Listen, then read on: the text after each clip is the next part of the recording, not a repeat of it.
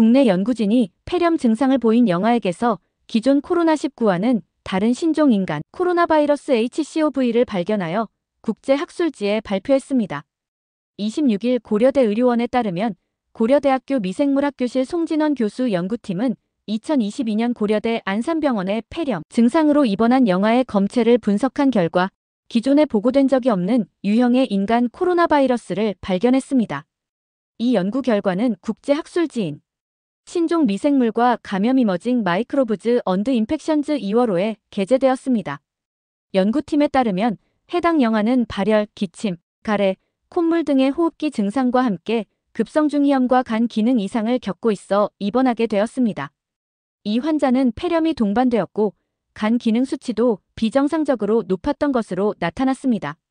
특히 코로나19는 주로 폐렴을 유발하는 데 반해 이번에 발견된 바이러스는 폐렴뿐만 아니라 간 기능 이상도 동반한 점이 특징적입니다. 다행히도 이 영아 환자는 보존적 치료를 통해 간 기능과 호흡기 증상이 호전되어 8일 만에 퇴원할 수 있었습니다.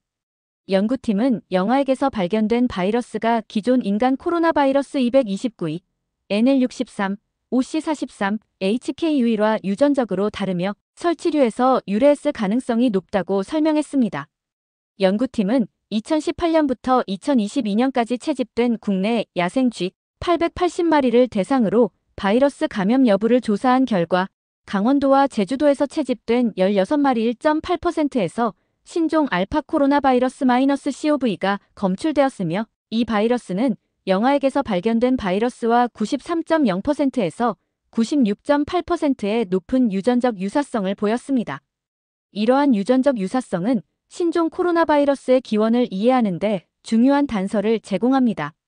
연구팀은 이 바이러스가 기존 인간 코로나 바이러스보다 중국과 한국에서 발견된 설치류 유래 알파 코로나 바이러스 ACCOV-JC34와 더 밀접한 관련이 있는 것으로 나타났다고 덧붙였습니다. 그러나 감염 경로는 아직 불명확하며 사람 간 전파 가능성에 대해서는 추가 연구가 필요하다고 밝혔습니다.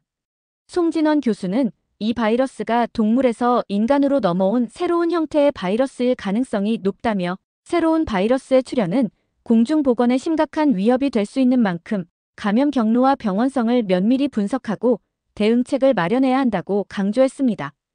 이번 연구는 코로나 바이러스의 다양성과 잠재적인 감염 경로에 대한 중요한 정보를 제공합니다. 코로나19 팬데믹으로 인한 경험을 바탕으로 연구자들은 새로운 바이러스의 출현에 대해 더욱 경각심을 가져야 하며 이를 통해 공중보건을 보호하기 위한 노력이 필요합니다. 특히 신종 바이러스가 사람에게 감염될 경우 그로 인해 발생할 수 있는 질병의 중증도와 전파력에 대한 연구는 필수적입니다.